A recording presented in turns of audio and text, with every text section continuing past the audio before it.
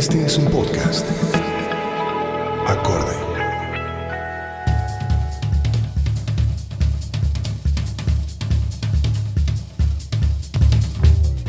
Hola a todos, somos Sandra Borda y Gabriel Silva. Les damos la bienvenida a un nuevo episodio de Buceando en el Naufragio, un podcast de análisis y opinión sobre actualidad política en Colombia y en el mundo. Gracias a todos por escucharnos. Les invitamos a seguir pendientes de todo lo que tenemos preparado para ustedes. Como siempre, este podcast es producido por nuestros grandes amigos de Acorde Media. Como investigadora principal y coordinadora editorial nos acompaña Alejandra Rincón. Bienvenidos. En esta ocasión vamos a analizar lo que está pasando con la migración en Estados Unidos. Así las cosas, nos zambulliremos en todo lo que concierne al famoso y muy cacareado Título 42, haciendo énfasis en las causas y las consecuencias de su reciente levantamiento, sobre todo y en particular para Colombia. ¿Qué hay detrás de la decisión de levantar el Título 42? ¿Qué le espera a los migrantes después de la desaparición de esta medida? Acompáñennos a descubrirlo. Bueno, Gabriel, antes de empezar la discusión sobre las implicaciones del levantamiento del Título 42 y el nuevo esquema, las nuevas reglas del juego de la migración en Estados Unidos, hablemos un poco de lo que significa este problema en perspectiva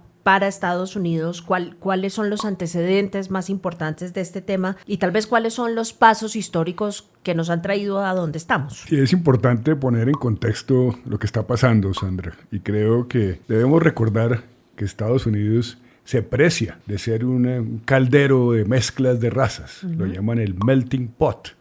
Y eso se ha vuelto un mito en los Estados Unidos y se origina en el hecho de que pues realmente la inmensa mayoría de los ciudadanos de los Estados Unidos tienen un origen extranjero. Hubo épocas de grandes migraciones muy bienvenidas por el país, el caso por ejemplo de los irlandeses que se ubicaron en la zona de Boston y en el noreste de los Estados Unidos. También el caso de los polacos, de los rusos, de muchos otros grupos que llegaron para servir de mano de obra en la expansión industrial. Los italianos son otra fuente importante de migración, pero es interesante que los grupos de origen europeo siempre fueron bienvenidos. Y ahí es donde aparece la xenofobia y el racismo. Siempre se ha preferido la migración blanca, europea, compatible con la cultura de los Estados Unidos, según ellos, y más bien han tenido una actitud de rechazo a lo que proviene de otras regiones del mundo, en particular América Latina y el Caribe. Pero en aras de la justicia, con ese argumento, digamos que también parte del problema es que son dos momentos históricos distintos. Tras la migración europea sucede en el momento de consolidación del Estado-Nación estadounidense, digamos la primera gran migración, que es la de estos ingleses y los cuáqueros y demás. Llega en un momento en el que Estados Unidos apenas se estaba consolidando y apenas estaba abriendo espacio hacia la otra costa y estaba en pleno proceso de colonización. Pues la migración latinoamericana llega mucho más tarde, cuando ya está consolidado el Estado-Nación estadounidense, cuando ya está consolidado su aparato productivo y digamos podría decir uno cuando está más cerrado, está un poco más cerrado el espacio para los migrantes y fíjese que eso no tiene única y exclusivamente que ver con los latinoamericanos. Si usted se pone a mirar, por ejemplo, estoy pensando en la migración somalí en los 90s, grandes restricciones también, y parte de lo que hace Estados Unidos es decir, bueno, llegan pero van a los sitios a donde yo los envío porque no se puede concentrar todo el mundo en las costas. Son momentos históricos distintos, ¿no? Sin duda, pero el punto que quiero hacer es que hay una contradicción permanente entre el interés de tener mano de obra barata y amplia y las estirpes xenofóbicas tradicionales de algunos sectores muy racistas y muy anti-inmigración.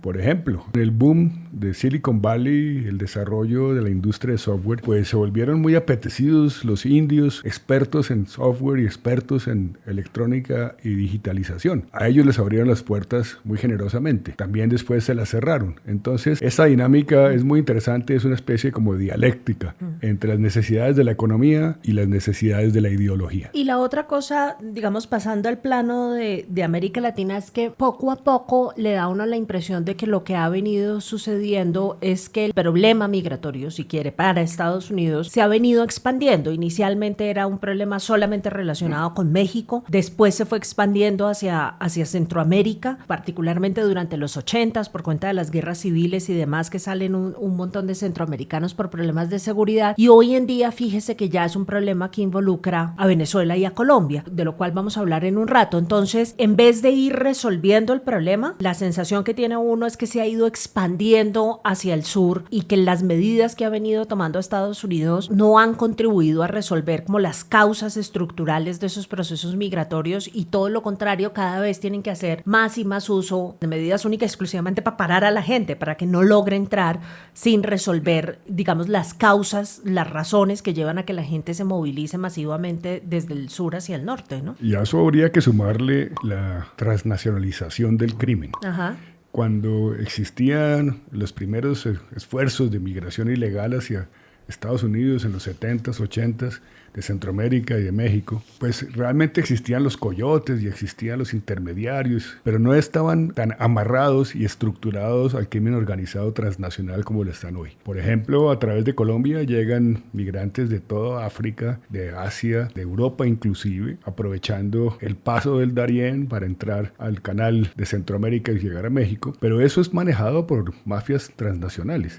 Entonces, uno de los aspectos novedosos para señalar las cosas nuevas que están pasando y que volvieron e hicieron la migración ilegal un fenómeno tan masivo y tan desafiante para Estados Unidos, también es la inclusión de la trata de personas en los aspectos que tienen que ver con el interés de las mafias y del crimen organizado. Sí, y eso sumado al hecho de que es cada vez más gente y no menos gente la que intenta movilizarse hacia el norte, fíjese que ha terminado en un fenómeno que a mí me parece interesantísimo y vamos a discutirlo, del cual va a ser ahora parte Colombia, y es esto que algunos denominan el outsourcing de la tarea migratoria. Entonces, inicialmente, y digamos esto vale la pena dejarlo en claro ya, la tarea migratoria es una de las muestras más evidentes de soberanía que tiene un Estado, la capacidad de decir quién atraviesa y quién no atraviesa sus fronteras terrestres y marítimas. Pues eso es una de las manifestaciones más claras de la potestad del Estado, y lo que había sucedido siempre, pues porque así lo dicta la soberanía, era que si Estados Unidos no quería dejar entrar a alguien, pues tenía que controlarlo en sus propias fronteras. Y lo que ha venido pasando es que en la medida en que se ha masificado el movimiento de gente, lo que Estados Unidos ha empezado a hacer, empezó con México en los 80s y ahora ya vamos en Guatemala y Colombia, es tercerizar o hacerle outsourcing a su ejercicio migratorio, es decir, pedirle a otros países que hagan el filtro migratorio para que ellos no tengan que cargar con el trabajo de hacerlo todo ellos completo en su propia frontera. Y creo que hay una discusión adicional, y es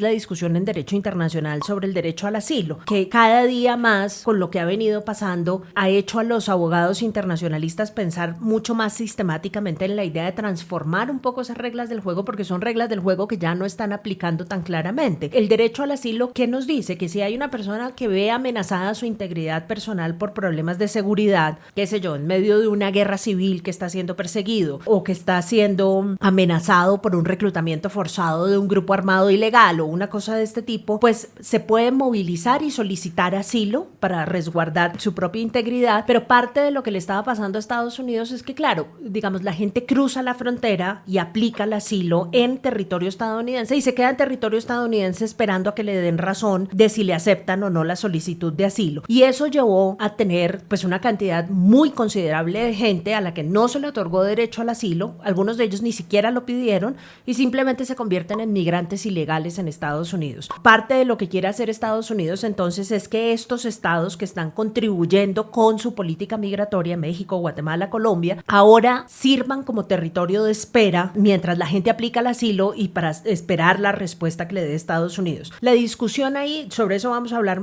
al final, pero la discusión ahí es sobre qué tanto es útil el derecho al asilo. eso, porque la gran cantidad de gente que está migrando hoy hacia Estados Unidos lo está haciendo por razones económicas y sociales, no lo está haciendo por razones de preservación de su integridad personal. Entonces, ¿qué puede hacer un Estado frente a eso? ¿Sí? O definitivamente lo único que hay que hacer allí, y esto creo que es una discusión también relevante para los europeos, es simplemente cerrar las fronteras y decir el problema del subdesarrollo en sus países de origen no es mi problema, esa no es una razón suficiente para entrar y simplemente cierra las puertas. ¿Cuál es la respuesta a eso? Es una cosa con la que todavía lidia Estados Unidos. Fíjese, durante la administración Biden, por ejemplo, han dado un montón de recursos a Centroamérica para superar el subdesarrollo, los problemas de seguridad, etcétera, etcétera, con la aspiración de eliminar las causas estructurales de la migración, y sin embargo la cosa no ha funcionado muy bien. El atractivo de llegar a Estados Unidos es difícil de desmontar, simplemente creando oportunidades que siempre serán inferiores a los ingresos y a las posibilidades de desarrollo personal, familiar y económico que ofrece los Estados Unidos. Pero si quieres, empecemos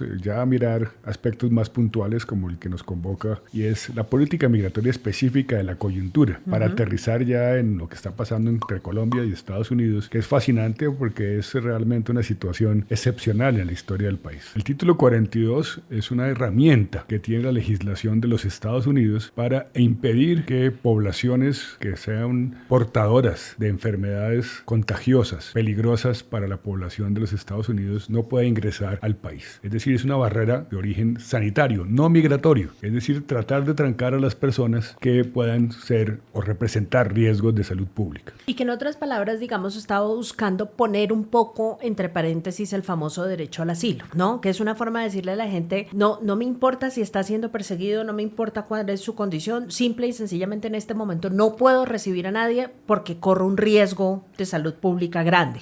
Exactamente. Trump, que todos sabemos y conocemos bien su oposición extrema en materia de migración. No nos olvidemos del muro que empezó a construir durante su gobierno y quería terminar en su reelección. Entonces no lo logró, pero avanzó bastante. Pero lo que importa es que encontró una excusa perfecta en la pandemia, como lo señalas, para utilizar un argumento superior, que es la salud pública de los ciudadanos estadounidenses, para hacerle conejo al derecho de asilo. Entonces, en esa utilización del título 42, se permitía no tener en consideración aspectos como el señalado, el del derecho de asilo y otros, sino simplemente el carácter de amenaza de salud pública permitía deportación inmediata, express, sin consideraciones de ningún tipo. Entonces, durante los 40 meses en los que el título 42 estuvo en vigor, el gobierno alcanzó a realizar más de 2.8 millones de devoluciones. Y recuerde usted que los menores de edad estaban exentos de esto. ¿Usted se acuerda del escándalo aquel de las jaulas estas en las que mantenían a los menores de edad? Así es. Y el trabajo enorme para que después esos menores de edad volvieran a encontrar a sus padres porque no se mantuvieron los récords que se necesitaban para después producir ese reencuentro, el caos que eso creó. Pues ese caos es el resultado básicamente de que tenían un gran poder para retener a los adultos, pero los niños estaban exentos, entonces las familias simplemente decidían mandar a los niños, aunque sea para que ellos tuvieran la oportunidad que a ellos les estaba siendo negada, y eso creó el caos que creó. Ese título, entonces, Gabriel, llegamos a la administración Biden y el título pues simplemente es desmontado después de que se anuncia que Estados Unidos está libre de pandemia, que la pandemia ya no es una condición predominante en el país. Y yo creo que aquí es importante dar una herramienta de contexto clave, y es que en Estados Unidos, digamos,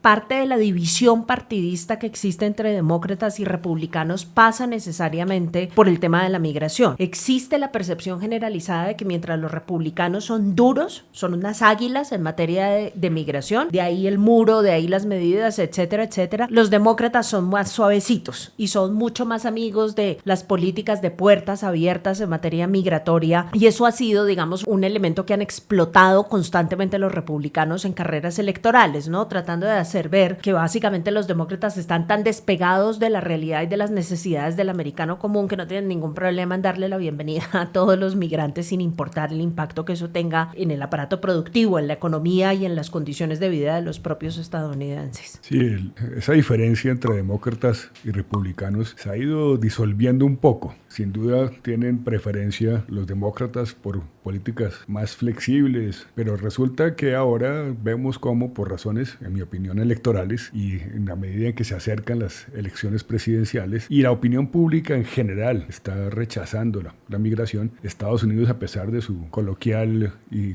usualmente llamada apertura a la migración, es un país muy aislacionista, muy cerrado. Entonces la opinión pública está prefiriendo cerrar las puertas y no recibir más migrantes. Entonces, y eso es generalizado, es como transversal. Existen obviamente amigos de la migración controlada y bien manejada, pero cada vez son menos. Y en esa medida, Biden ha sido, paradójicamente, un demócrata muy liberal, de estirpe realmente de izquierda, que ha tomado medidas, como veremos a continuación, muy duras en materia del manejo de la migración ilegal. Así es, y entonces la administración Biden, Gabriel, toma la decisión de sustituir el derogado título 42 por el título 8, que es el mismo título que utilizó la administración Obama, y fíjese, acá empezamos ya con las grandes paradojas, porque esto que le voy a decir no suena ni muchísimo menos a una política suavecita con el tema migratorio. Obama durante 8 años de gobierno y bajo ese título 8 deportó a más de 3 millones de migrantes. Se acordará usted que esto fue objeto de debate también, muchos latinoamericanos se quejaron por las masivas deportaciones, pero ahora sucede con la administración Biden que ese mismo título 8 tiene unas añadiduras particulares que lo hacen inclusive mucho más fuerte que el mismo que utilizó Obama, y de acuerdo con algunos analistas en términos de migración lo hacen inclusive igual o peor en materia de restricción de migrantes que el mismo título 42 que utilizó la administración Trump. Entonces, los liberales del Partido Demócrata se están quejando de que la política que está implementando Joe Biden no es ni muchísimo menos una política liberal en materia de migraciones, es todo lo contrario, una política tremendamente conservadora, lo que le da a uno la sensación, siguiendo el argumento que usted estaba haciendo, de que la apuesta es por ganarse el electorado de centro, el electorado, digamos, el ala más conservadora del Partido Demócrata, que estaría mucho más a favor de esta nueva aplicación de la política migratoria que, como le digo, es mucho más draconiana que la anterior. Bueno, Sandra, y ese título 8 le han hecho adiciones que hacen más compleja la aplicación y la solicitud de asilo político o de asilo humanitario. En ese caso, hoy en día, por ejemplo, es necesario aplicar en un tercer país o a través de un app especial que ha generado el gobierno de los Estados Unidos, y esos requisitos pues le permiten a Estados Unidos decidir previamente, antes de la llegada al territorio de los Estados Unidos, si esa persona va a recibir asilo o no. También, si se ha hecho ese procedimiento, pues se puede llegar a Estados Unidos, pero serán retenidos en centros de migración que estarán pues confinados por un tiempo. Y mientras le dan la respuesta. Mientras le dan la respuesta. Pero la intención de los Estados Unidos es poder contestar la inmensa mayoría de las solicitudes previamente al arribo a los Estados Unidos. Claro. La cuestión, Gabriel, es que parte de lo que hace el título 8 es que si usted está esperando, por ejemplo, en uno de esos centros de detención en la frontera del lado estadounidense y usted decide ingresar al país sin que le haya sido otorgado el permiso por parte de las autoridades estadounidenses, usted puede enfrentar penas de prisión, y si por alguna razón le es rechazado el intento de entrar y usted vuelve e insiste, le pueden decir básicamente que tiene la entrada prohibida por los siguientes 5 años. Ahora, la otra cosa es que hay unos ciudadanos particulares de unos países, Haití, Nicaragua, Venezuela, que como no tienen acuerdos de devolución con Estados Unidos, esos ciudadanos de esos países sí tienen que esperar los permisos por fuera de la frontera de Estados Unidos. Es decir, estos son los ciudadanos que se van a procesar, como lo vamos a discutir en un instante, en los centros de migración de México, de Guatemala y de Colombia. Tienen que esperar siempre afuera, no pueden esperar adentro, porque Estados Unidos no tiene forma de devolverlos si no les otorga el derecho al asilo. Y por supuesto, hay devoluciones que se pueden hacer inmediatamente, ¿no? Sea de ciudadanos que eventualmente intenten pasar la frontera sin estar haciendo el deber de procesar su solicitud a través de la aplicación, o el derecho que se reserve Estados Unidos simplemente a decir usted no puede pasar, las devoluciones son inmediatas. La otra cosa que yo creo que es importante decir es que justo antes del levantamiento de ese título 42, Gabriel, hubo un ejercicio de deportación medio masiva a varios países latinoamericanos con el objetivo, creo yo, de parte del gobierno Biden de mandar el mensaje de que su política no iba a ser una política de brazos abiertos para la migración. Entonces, acuérdese usted, Gabriel, que recibimos 2 aviones, yo no me acuerdo cuántos aviones fueron. No, ha habido varios aviones con ciudadanos colombianos deportados de Estados Unidos que llegaron a Colombia. El gobierno colombiano se quejó y dijo que esos ciudadanos habían estado sometidos a condiciones totalmente cuestionables, que había algunos de sus derechos que habían sido violados, pero lo cierto es que al parecer sí existía entre Estados Unidos y Colombia y Estados Unidos y otros países de la región un acuerdo para recibir a los ciudadanos deportados que estaba enviando el gobierno Biden. Sí, la Cancillería ha manifestado que tiene el interés y está en conversaciones con la política de reunificación familiar, facilitar que esto sea menos agresivo, menos doloroso y menos complicado. Pero sin duda, la conclusión es que veremos con más frecuencia aviones llenos de compatriotas llegando al país como resultado de esta nueva cooperación y también como resultado de las normas, porque efectivamente los Estados Unidos sí tienen el derecho por su ley interna y los tratados internacionales de tomar esas acciones cuando los migrantes son de carácter realmente ilegal. Y entonces todo este escenario nos pone en el punto de discusión de la relación entre Colombia y Estados Unidos, porque fíjese que no coincidencialmente la visita del presidente Petro a Estados Unidos pasa muy poquito tiempo antes, semanas antes de la derogación del título 42. Sin duda,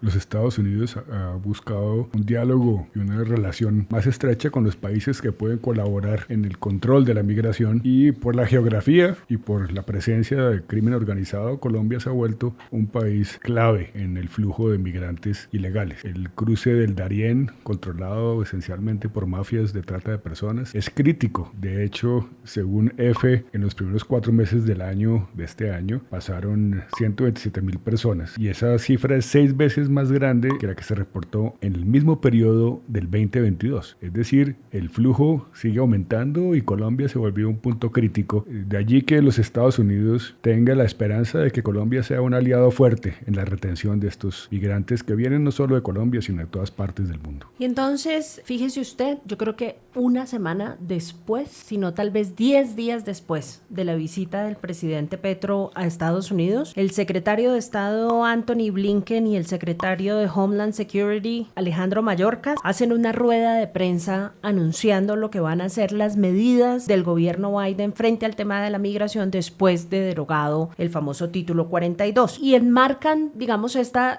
rueda de prensa, que yo creo que es una rueda de prensa que tenemos que invitar a todo el mundo a que la vea, porque acá los medios de comunicación no reportaron nada y esa rueda de prensa tenía todo que ver con nosotros. Básicamente lo que hace es decir, primero, miren, nosotros no queremos una política migratoria de puerta cerrada, ni muchísimo menos. El discurso es un discurso muy distinto al discurso de la administración Trump. No están demonizando, no están estigmatizando, no son los malos hombres de los que hablaba Trump. De los violadores, criminales, etcétera, etcétera. No están haciendo ningún ejercicio de estigmatización. De hecho, ellos dicen e insisten en este punto varias veces a lo largo de la rueda de prensa, lo que están tratando de hacer es construir una política migratoria que no victimice a los migrantes. Ellos dicen, tenemos que parar esto porque esto solamente está produciendo réditos para, como usted lo acababa de sugerir, de organizaciones criminales que explotan las necesidades de los migrantes. Entonces, muy hábilmente, el gobierno estadounidense dice, bueno, vamos a quitarle el negocio a los traficantes, a los coyotes, a la gente que está aprovechando de la situación de los migrantes, y por eso vamos a imponer medidas migratorias mucho más restrictivas. Es una lógica un poco rara, pero esa es la lógica en la que enmarcan esta nueva política, y además de muchas otras decisiones que deletrean, digamos, cuál es el contenido del título 8, el gran anuncio que se hace, que de nuevo debo decir que a mí me sorprende inmensamente en que en Colombia esto no haya tenido más impacto, es que ha habido negociaciones con el gobierno de Colombia y con el gobierno de Guatemala, y que esas negociaciones han terminado en una aceptación por parte de esos dos gobiernos de la instalación de un centro de atención a migrantes en territorio guatemalteco y en territorio colombiano, que dicen dos cosas, Mayorkas particularmente. Dice, uno, son centros que esperamos crezcan y se expandan,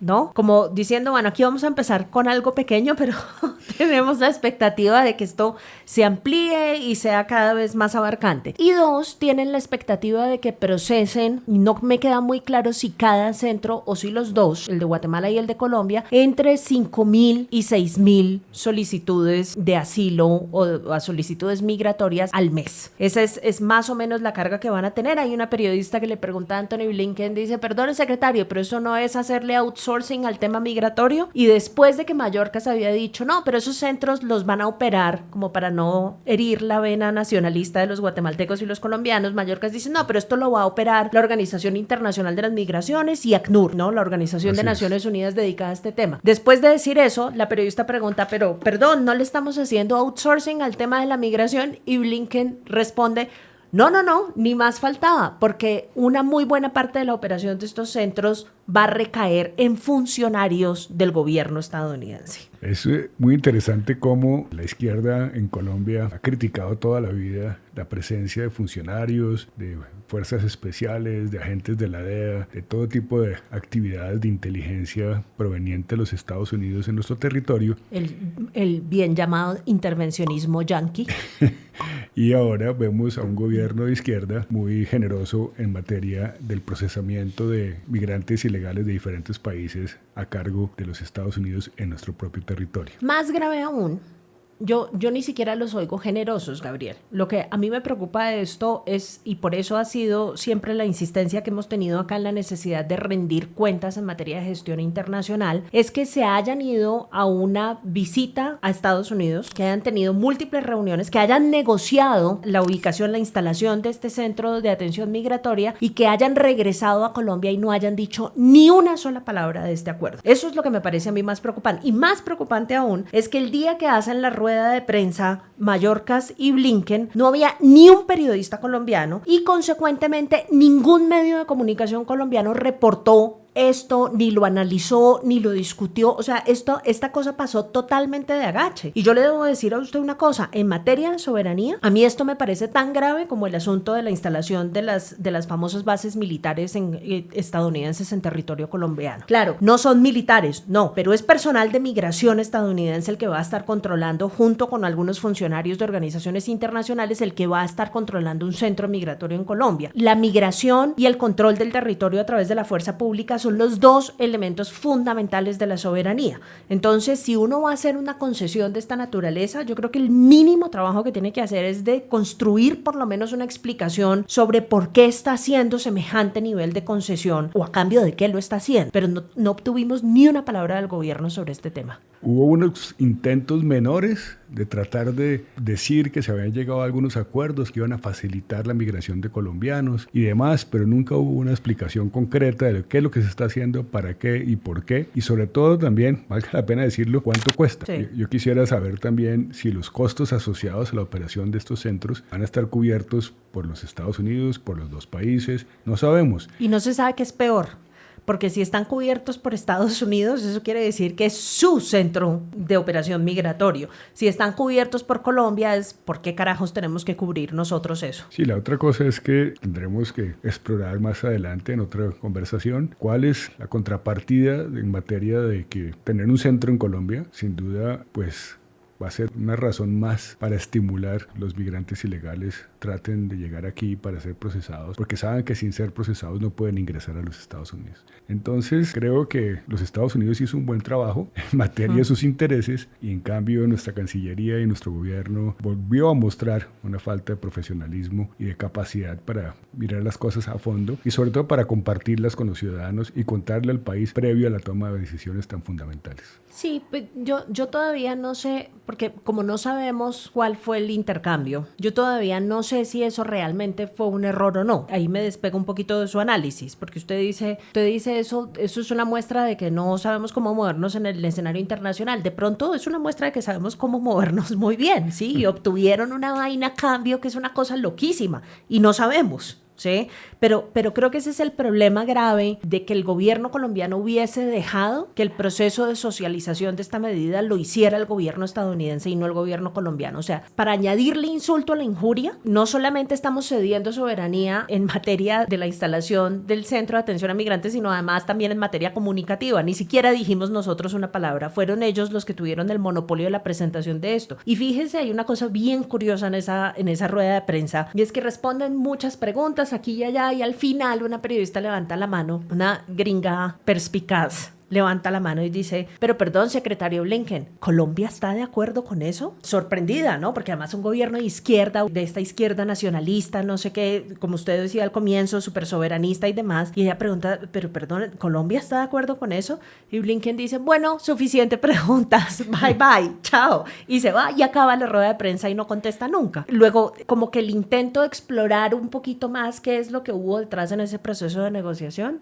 nada. Ya, antes de decir bye bye, chao nosotros, que ya estamos llegando a ese punto, Sí. pues vale la pena señalar que no es el primer acto en el cual el gobierno de Estados Unidos se siente muy cómodo con el gobierno de Gustavo Petro, y creo que sí hay que mirar esto más a fondo, porque no sorprendería que esta bienvenida o esta actitud, digamos, de no demasiadas quejas ante la política de paz total y sometimiento a la justicia, esa actitud tuviera conexión con todo lo que hay. Son hipótesis que tendremos que explorar. Que el compás de espera haya sido resultado básicamente de esta concesión, que no es definitivamente una concesión menor, ni muchísimo menos. Y déjeme solamente hacer 2 puntos sobre esto, porque hablaba con unos mexicanos en estos días y me decían el problema en el que se metieron. Porque uno, estas medidas y este tipo de centros de procesamiento migratorio, lo saben los mexicanos mejor que nadie, nunca son temporales, ¿sí? Este tipo de cosas llegan para quedarse y puede haber cambios de gobierno y usted puede patalear todo lo que quiera, pero eso llegó para quedarse. Y 2, me decían ellos, el otro gran problema es que lo que está diciendo Mayorkas es absolutamente cierto. No solamente llegan para quedarse, sino para expandirse. Porque como usted lo dice, se crea un incentivo para que la gente venga a hacer su procesamiento acá, y mientras la gente está haciendo el procesamiento de su solicitud, el territorio donde se tiene que quedar es territorio colombiano. Y si el procesamiento sale mal, se van a quedar en territorio colombiano, no se van a devolver a sus lugares de origen. Y no nos ha dicho el gobierno colombiano cuál es su política pública frente a estos migrantes, inmigrantes que son haitianos, venezolanos,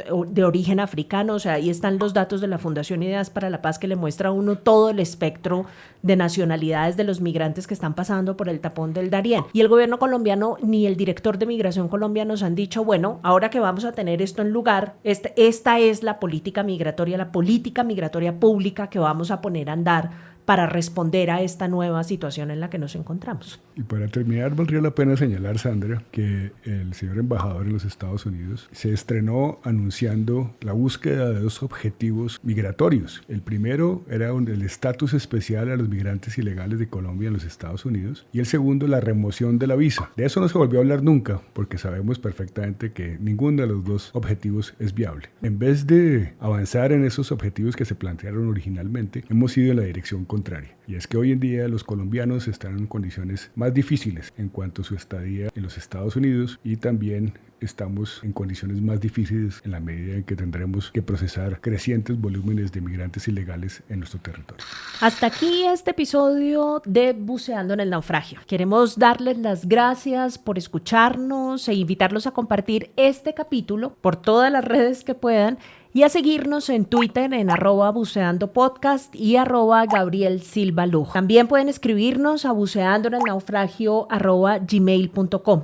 Allí estamos todo el tiempo leyendo sus mensajes y sus aportes para que este proyecto funcione mejor cada día. Les recordamos que ahora tenemos canal de YouTube. Allí podrán disfrutar de todos los episodios de esta nueva temporada en formato video, y nos encuentran en YouTube como Buceando en el Naufragio. Este es un podcast producido por Acorde. Pueden pasarse por sus redes buscándolos como @acordemedia para conocer todos sus otros podcasts que les advertimos están buenísimos. Les habla Sandra Borda, gracias por acompañarnos y hasta el próximo episodio de Buceando en el Naufragio.